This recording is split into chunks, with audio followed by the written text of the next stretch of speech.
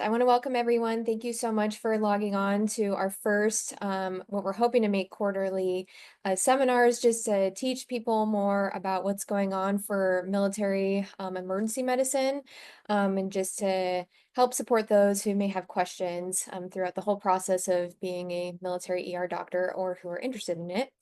To start us off, we are going to talk about the only EMS fellowship that we have in the DoD. It is Tri-Service. It's down in San Antonio.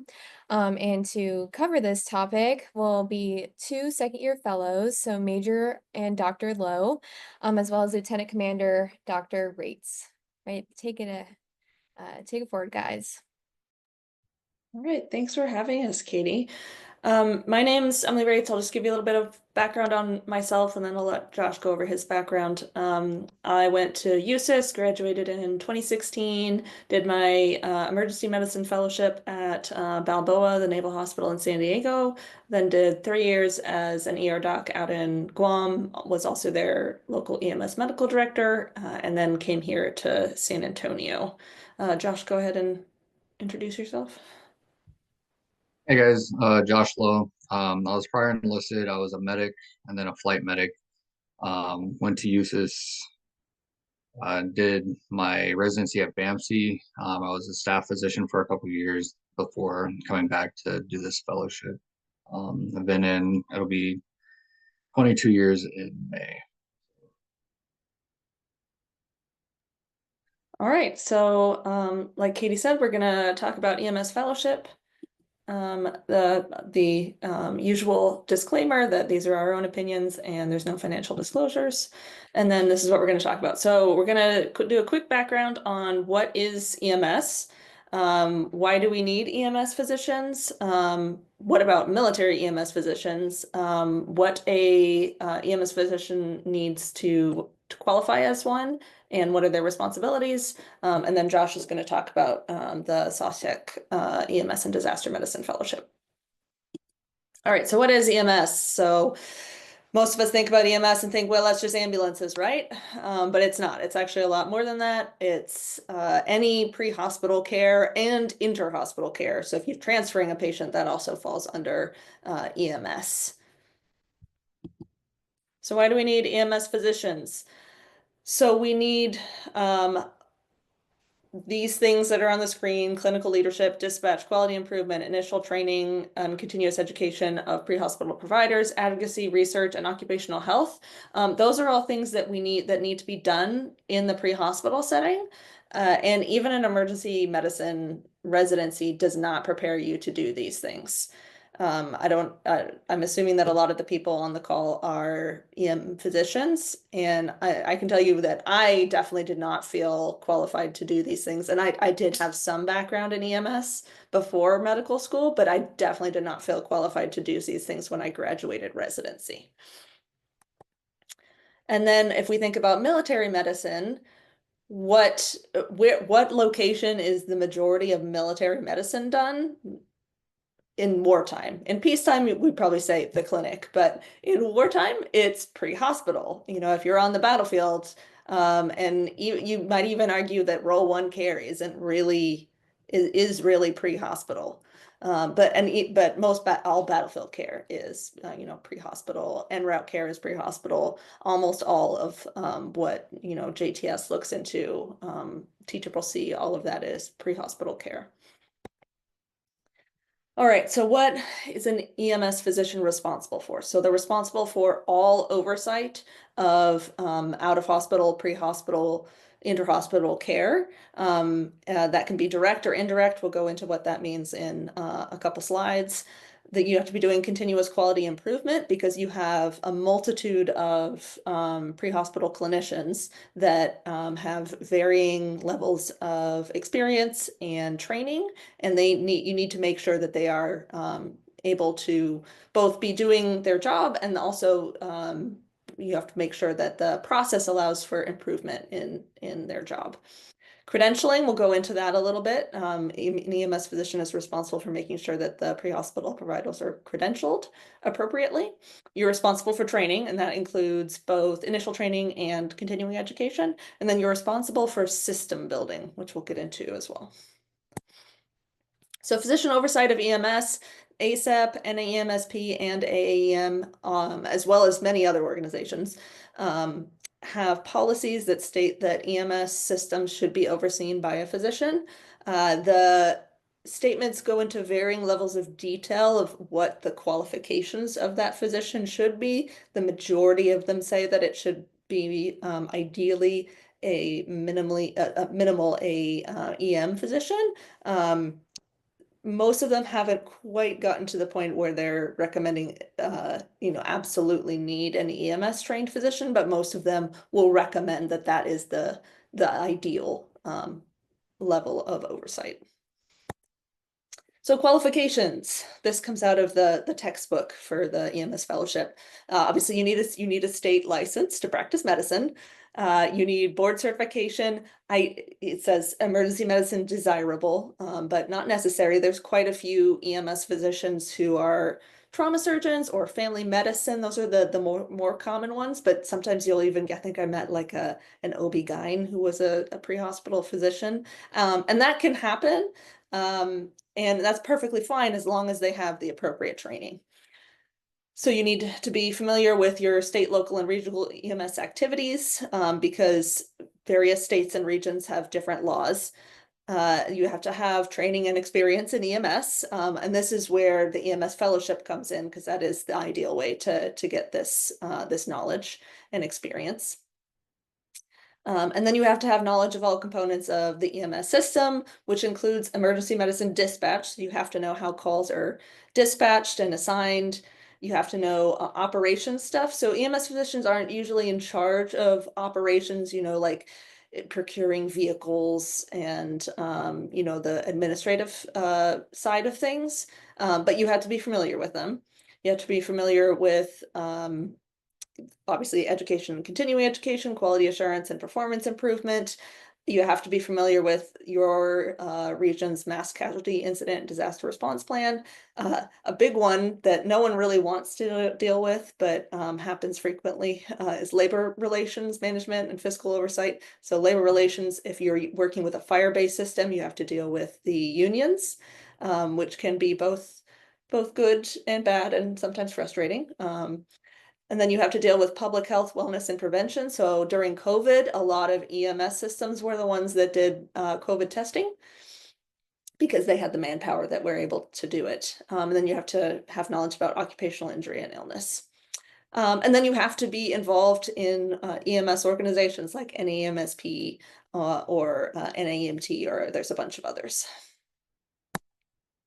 So what is EMS oversight? So direct oversight means that you are actually there on the scene with the medic, or they are in contact with you directly over the radio or phone. So a lot of EMS fellowships will have vehicles for their fellows and for their staff, their faculty, where you can actually respond to scene and help the medics out, supervise them, or even do some advanced procedures. And then over the radio, this varies. The system that we practice in, the medics have direct access to a medical director basically whenever they want by phone or radio. Some places that's a little bit more difficult to get. Sometimes you're going to be calling the ER, the nearest ER, to get your oversight. And then indirect oversight is through your QIQA, your protocols, and through your training.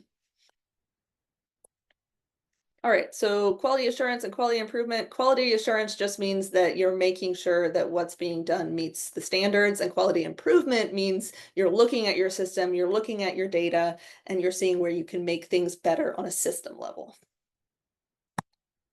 All right, so what is credentialing? This is the exact same thing that happens when a doctor or nurse or a PA goes to the hospital and they want to be able to intubate a patient, all these things. They have to check, you have to submit your license, you have to submit your annual CE, you have to submit a bunch of other certifications like your ALS and BLS. This is the exact same thing. It's just that it's happening between the pre-hospital clinician and the medical director, the EMS physician. So they have to have certification that they received their EMT or paramedic training They have to have a license from the state or entity. When it gets into the military, it gets a little squirrely. And then the credential is their EMS physician has looked at made sure that they have their certification and license, and they have reviewed their knowledge and abilities, and they have decided, yes, I will credential you. You may practice medicine in the back of an ambulance or elsewhere. So training, as I mentioned, there's EMTs and paramedics. There's also EMRs, which is a level of training that's very, very basic. And usually you only find with like firefighters or some other like police officers and stuff like that. And then an advanced EMT is obviously between an EMT and a paramedic. Typically they can't intubate, but they can place IVs, they can give a bunch of medications, and do some more trauma-related procedures. And then the training also has to include continuing education and have a pathway for remediation if in quality assurance or in training someone isn't meeting the standards. So what is a scope of practice? So this is guided by the National EMS Scope of Practice model. We don't call people ambulance drivers. Unless they are in fact the ambulance driver and they have no certification whatsoever, and then you can call them an ambulance driver. But if they're not an ambulance driver, you need to call them one of these 4 things, because that is their level of training. And that scope of practice is in most states the supervisory, which is there is a scope of practice that is outlined by the state, and the physician supervises the clinicians within that scope. And the scope typically cannot be expanded. This is very dependent on states. There's some states where the scope of practice is a floor rather than a ceiling. And then you have Texas and the military, which are different, and the physician can delegate any skills that they want to. So if the physician wants to make sure that their pre-hospital providers know how to do a laparotomy, technically that's not illegal. Is anybody doing that? No. But like they can do whatever skills the physician decides they are capable of doing. All right, so now we're going to sort of segue into why do we need EMS fellowship? And that's because if you look at this chart, most emergency medicine physicians are not comfortable with teaching medics, making protocols, providing QI and QA feedback, guiding complicated resuscitations over the radio, or procedures over the radio. You can see that like short courses improve the scores a little bit, but EMS fellowship is what makes you feel competent in doing this. So with that, we're going to talk about, or Josh is going to talk about, the EMS and Disaster Medicine Fellowship that the DoD has in San Antonio. All right. Thanks, Emily.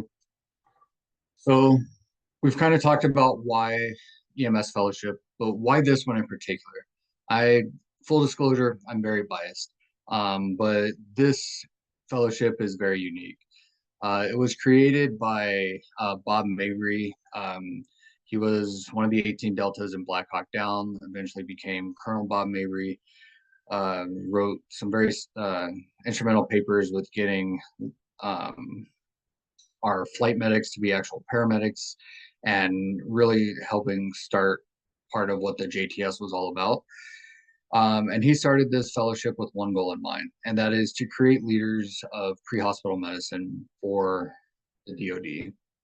$50 for anybody that can name their branch's consultant to the Surgeon General in terms of pre-hospital medicine. Yeah, because there are none. Which is kind of asinine when you consider that that's what separates military medicine from civilian medicine.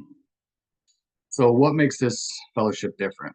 First of all, it's a 2-year dual fellowship. It's EMS and disaster medicine. And And like Emily alluded to, it takes place in Texas, which is the most similar to the military in terms of scope of practice. Texas allows for delegated authority, which means that the scope of practice isn't set by the state. Other EMS fellowships, you go there and you learn how to enforce a scope of practice that is set by somebody else. We work very closely with San Antonio Fire, which is literally cutting edge in terms of pre-hospital medicine. We were the first in the nation to give whole blood. Is there a question? Okay. We were the first in the nation to give whole blood. Our fellows are the only ones in the nation that are doing pre-hospital thoracotomies after the British model. We are focused not just on the EMS aspect of it, but specifically on the building systems, because in the next war, we're not sure exactly what it'll look like, but we're pretty damn sure it's not going to look like the last one. And so it's going to require different systems of care. And that's what we're focused on. First year is going to be primarily with San Antonio Fire, running calls. Yep, there we go. This is out of order from what I had. Okay. If you want to go back, Emily. All right. So it's 2 years. You have an ADSO and an ADSC of 2 years. It's 1-to-1. It is not consecutive anymore. It is now, or it is not concurrent. It is now consecutive. That switched before we signed our contracts. Got them. We work closely with the 1-year civilian EMS fellowship our first year. Second year is a lot more learning to build systems of care, working with the Southwest Texas Regional Advisory Committee, which works closely with NDMS in preparing for ICMUP. We also get a Master's of Public Health currently through the University of South Florida, because they're the only ones that have a fully online MPH with a focus on disaster and homeland security. All right, next slide. So that first year really is get your orientation, and then you're with the Office of Medical Direction out of UT. Their biggest customer is San Antonio Fire, but they also cover a bunch of other smaller agencies. So you kind of get a feel for taking call for smaller rural agencies as well. There's a longitudinal curriculum with Acadian, which is one of the largest civilian and for-profit ambulance services, so that even though the military is not for-profit, you kind of start to understand what it is that they need. We also work with Austin Travis County EMS, which is the largest third service EMS agency in the nation. Third service meaning it doesn't fall under fire, it's not private, it doesn't fall under police, but it is a municipal EMS service on its own. And then we're currently working with North Channel EMS in Houston, which is a small suburb. It's kind of interesting. There's a lot of poverty in North Channel, but they're also very well funded EMS because there's a lot of industry there, and industry has to pay taxes. So the EMS service actually is very well funded, despite the fact that most of the people that they cover for are very impoverished. Second year, you're going to have chief duties. Your deputy medical director, you spend some time with the joint trauma system, learning how systems have been built in the past, how CPGs are written. There's some operational medicine opportunities. Once again, we work with South Texas Regional Advisory, learning how to build systems of systems, JBSA ambulance service, and then North Channel as well. All right, next slide. So there are some things that every EMS fellowship requires, right? You're going to lead a journal club. Journal club's going to be every month. You're going to give 2 lectures a year, one on core content, one more of a deep dive. You're going to lead an M&M or case review. You have to attend grand rounds every week, participate in 5 CQI events, which is where we sit down with the medics going over typically something that didn't go as well as it could have. And then complete all required procedures. You're going to have, which are over there on the right. Next slide. But again, one of the things that really separates this is the disaster medicine component of it. And the fact that we get to build upon a longitudinal curriculum with that deputy medical directorship. Second year, you're gonna still have lectures that you have to give and the grand rounds, but you have committees and projects as well, including planning mass casualty exercises. Last year, we got to work with the San Antonio airport when they did their triennial mass casualty, which involved FBI, FAA, and a bunch of other federal entities. Next slide.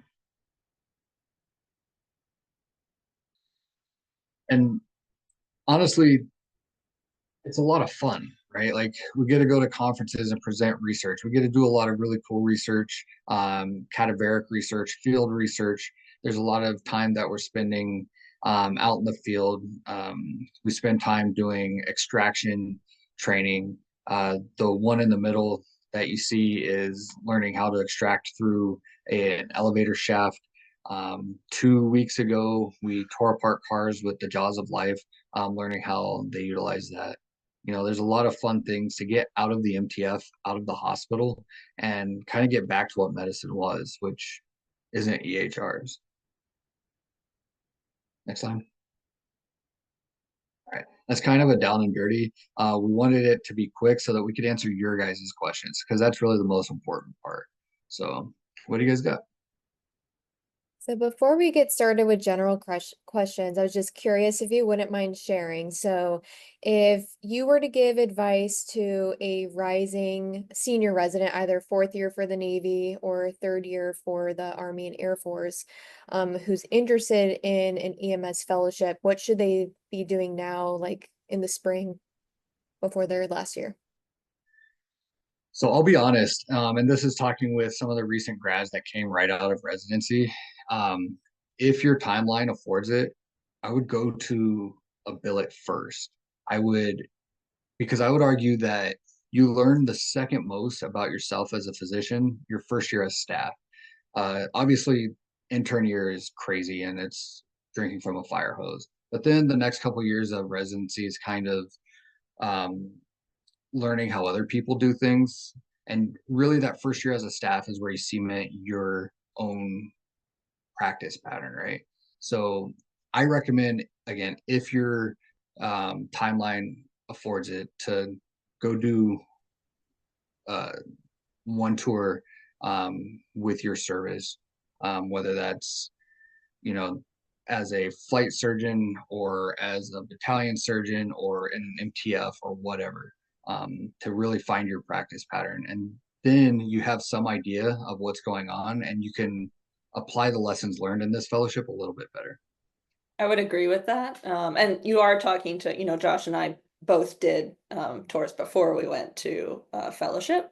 But I would echo that. Also adding, try to go someplace where you're not working with residents.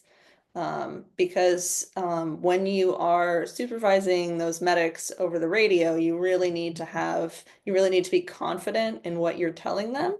And you need to understand like your practice pattern, which is sometimes difficult to do if you're teaching residents.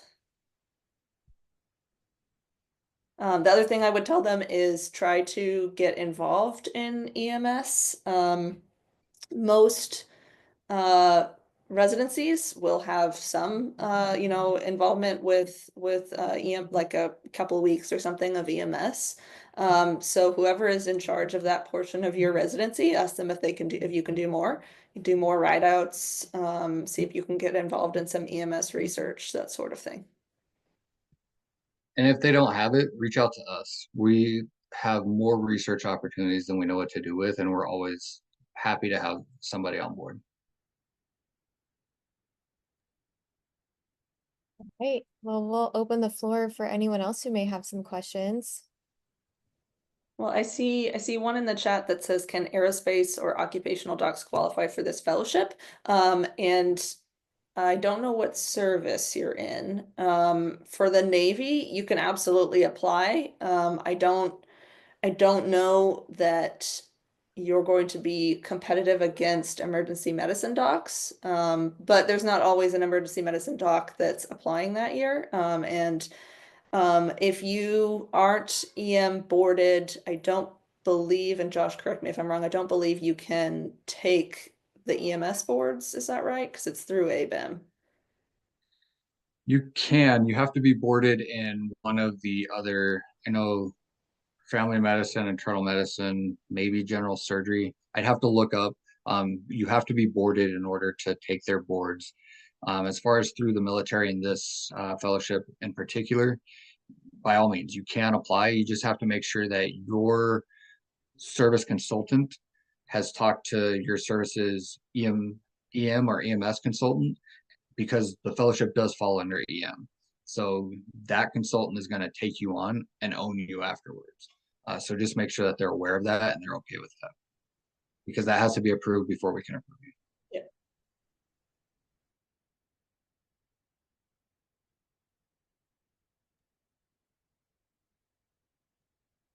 You guys mind sharing how many spots you have per year?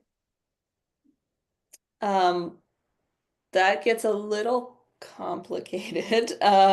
So there's 4 spots. Um, they're not necessarily the funding is fluid for how many come from what service. I'll just leave it at that.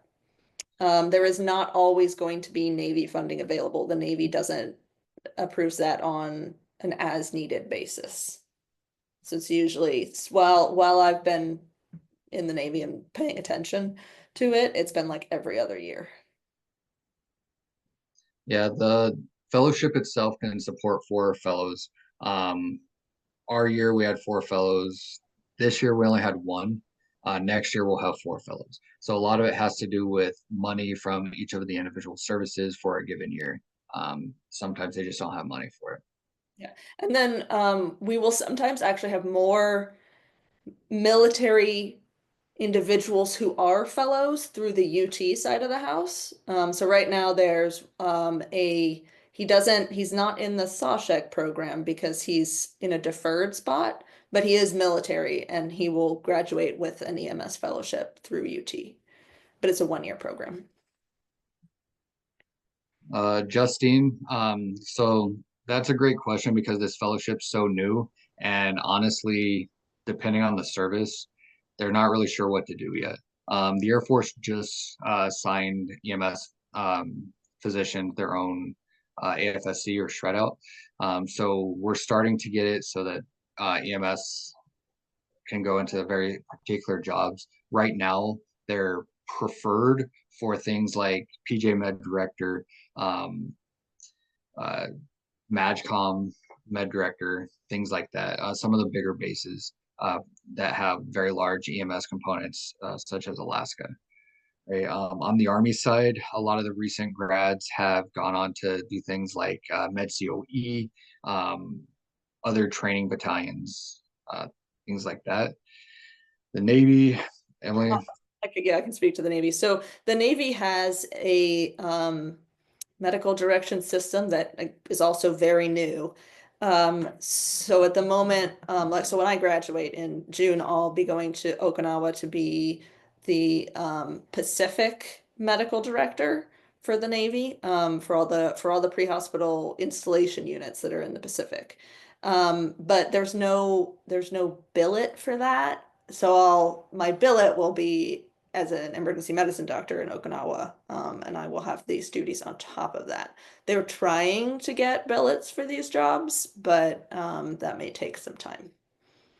It's a work in progress. To kind of show you where we're at, the 2017 defense budget put in there that every service had to state who their battlefield medicine specialists were by 2020, I believe.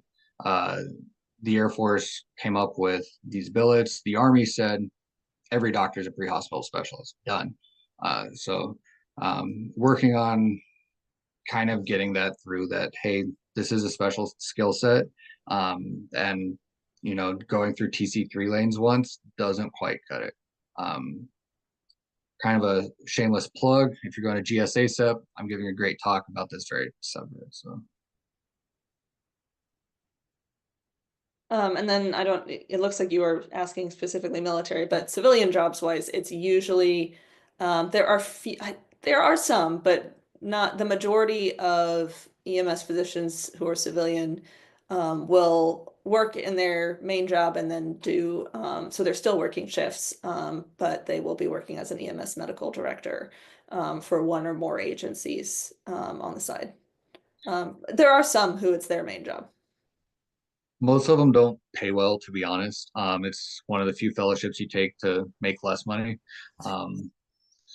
But it also, a lot of residencies are looking for EMS fellowship trained people to be core faculty, right? So if academics is something you see yourself doing in the future, this is a path as well. And it's also well, you might be making a little less money. It is, if you're working a fewer shifts and doing this on the side, it can give you a little bit of a nicer lifestyle as you age, if you don't want to be doing those night shifts anymore. Burnout is far less with EMS physicians than pit docs. So.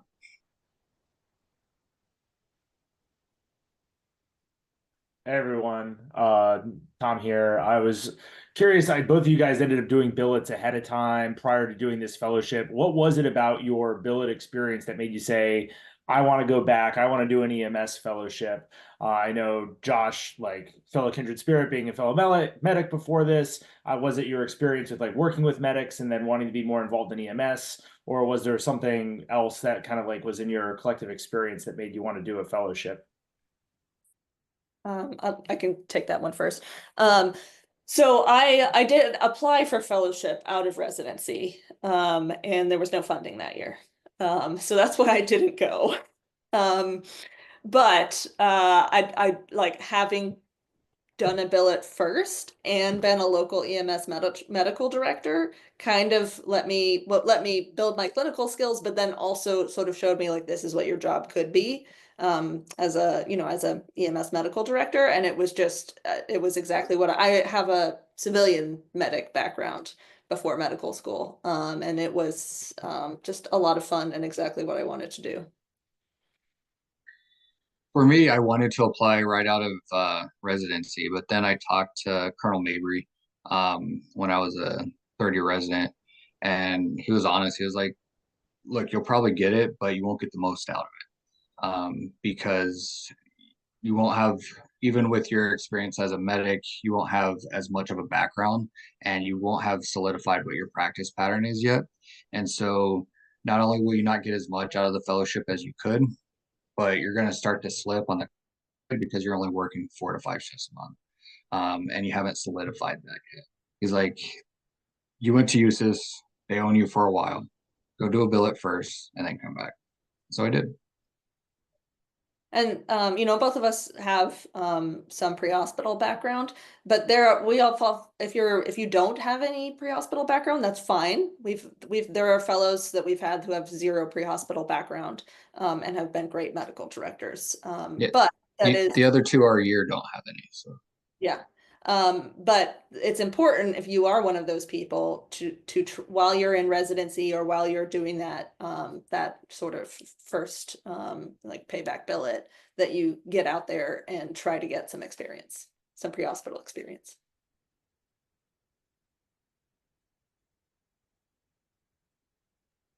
I would just have to add in general, I'm not doing a fellowship at this moment, but having been in my second year as an attending, it's definitely good to get those skills solidified, work on your own, recognize your weaknesses. So then when you go into something that's more of a niche, you can have those solid foundations there. And the nice thing about the military is that whatever fellowship you do, you don't go like back down to a fellow salary. You're continuing to get paid as a board certified physician as long as you become board certified. Sean, I see you have a question. Thanks. Hey guys. So as you guys mentioned, there's a lot of overlap between military medicine and EMS. Most of us will at some point in our careers provide medical direction. And you commented that residency you felt like didn't teach you everything. I'm curious, what are some of the key elements you feel like the EMS fellowship has added to your skill set above being an EM doc who, again, generally were thought of as having some of those abilities? Can you Yeah, kind of Emily, tell if us you'll a go couple back of to that key slide. elements?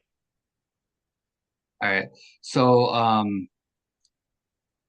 we go back to the slide with the numbers from my survey. So a paper that we have coming out and kind of the basis of the talk that I'm giving at GSACEP is these are all active duty military physicians, right? And based off of some of the work by Colonel Shackelford, Colonel Gurney, looking at LISCO and what the skills that will be needed are, we found that these were the ones that people don't get in residency. And specifically, we're working with mainly the Army because they have money, but we're hoping to make it a joint course to create a, you know, quote unquote short course about a week long that will help people get these skills so that they are able to get these skills before they deploy. Because the fact of the matter is most of the EMS and military curriculum in the military residencies even are focused on either TC3, level 1 or 2. I don't know of any that are getting up to level 4 right now. And they're kind of putting it in your head like tip of the spear stuff, right? And there's a lot of really cool people doing cool shit tip of the spear. That's not going to be most of us. But if LISCO kicks off, we're all going to be providing direction, medical direction to medics that are doing things in a foxhole, holding on to people, prolonged field care, right? And so that's why we believe that these are the skills that we need to learn. If we could learn them in residency, all the better. If not, then we're hoping to get this short course kicked off. And there's also a course that's at SOMA every year. And the NAMSP runs a like 3-day course to get you some basics, but that's not military focused. It being an EMS physician in the military, part of your job will be to train other doctors to provide their medics with medical direction. And in a LISCO environment, that may just be a lot of making sure that your medics are appropriately trained, because you may not be able to provide them with direct oversight, you know, during battlefield operations. Sweat on the training field prevents blood on the battlefield, right? It's been a saying since I don't even know who I stole it from. So, but correct training.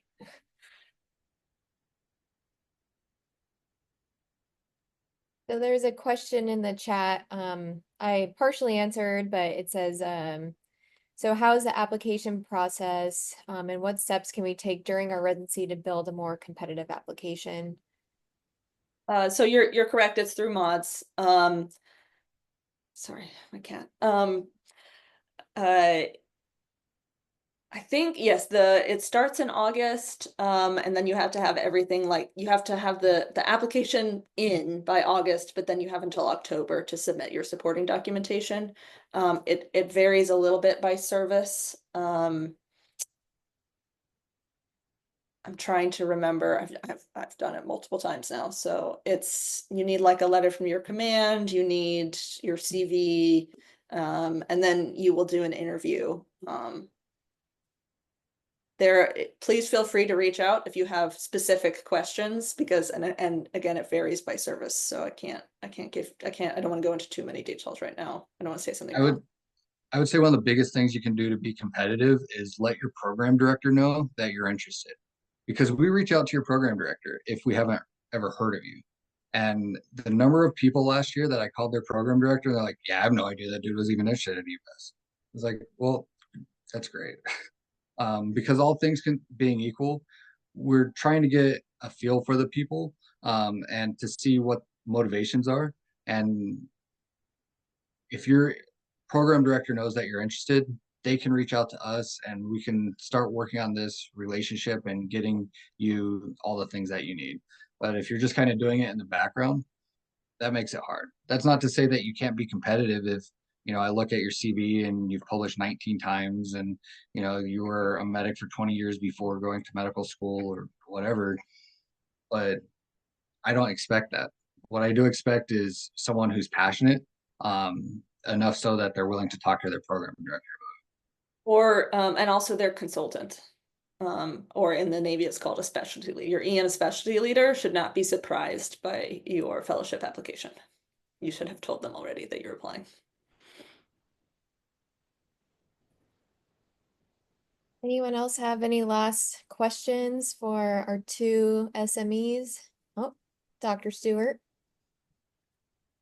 This one's a little bit program specific. So a lot of fellowships, have their nuances, but the fellowship they have there, do you have much play in terms of if you've got, say, areas of interest? So I know some fellowships will, you're more interested in research, or you're more interested in teaching, or you're more interested in physically operating, or perhaps, you like one aspect versus the other. Do you feel like there's a fair amount of flexibility to kind of customize some parts of, a niche within the EMS? Absolutely. There are, like Josh said, there are a ton of research opportunities. So if you want to do research, there's you can go to town. There's so much research to do. But if you don't want to, if that's not your thing, you have to do a little research for the fellowship, but you don't have to if you want to focus on tactical medicine EMS, or if you want to focus on more of the working with what's it called? The Army Department of Operational Medicine with training, like critical care flight paramedics. Yes, the fellowship is very open to you picking your lane and your interest, as long as you fulfilled the core requirements. Yeah, I would second that. And honestly, I think it's one of the great things about this fellowship is there's so many opportunities. One of the first things that I teach the new fellows is how to say no, because very quickly can get overwhelmed with too many things to do. The picture that you see in the middle with the helicopter, the person on the far left with the cool guy sunglasses is Dr. Yev Maskomenko, who's now medical director of the PJ Schoolhouse. And when he was a fellow, it was all about getting out in the field and doing tip of the spear, cool guy stuff. He had his own bag with all of his own equipment, right? On the other hand, I am more research focused, hoping to get IRB approval ready for next year's fellows, so that when spray dried plasma becomes FDA available, we're gonna be the first in the nation to have it, and we'll be the first to publish on it. Yeah. So, oh, sorry, Josh. No, that's all I had. I brought up this picture because that vehicle on the left there is one of our two fellow vehicles. The vehicle on the right is one of the fellow vehicles from Austin, Travis County, and this was our fun day where we got to go up to the Texas Department of Public Safety, which is the state troopers, their vehicle training area, and drive the vehicles around really fast. It was a lot of fun. But we do that training so that we can drive the vehicles in the field and do scene response. So if that's your thing, that's what you want to do, that's you can go hard into that. In your second year, you're also supposed to sort of pick out a longitudinal experience. Mine is with sort of the next. I kind of already knew that I was going to have this Navy EMS Pacific job, so that's kind of been my experience. Longitudinal experiences, getting ready to take that job. Adriana Long, one of the other fellows, there's her hometown is nearby, and so she's been working with doing some quality improvement with that local fire department. There's so many things that you can do. I think OMD has 20 or 30 EMS agencies. I don't know the exact number that they work with. And that they provide medical direction for. So there's endless opportunities with them in addition to, I've been doing research projects with JTS, the Joint Trauma System. Josh and I were both at the committee on en route combat casualty care last week.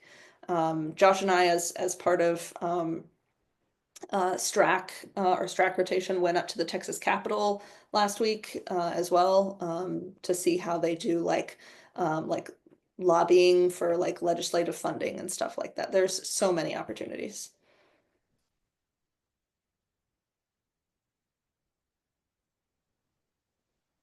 Right, so pending any questions, everyone, I think we'll go ahead and conclude this webinar now. I thank you guys so much for coming on and sharing about this fellowship. I'm hoping that getting it out there earlier will give you guys more interest and more people who would want to join you guys.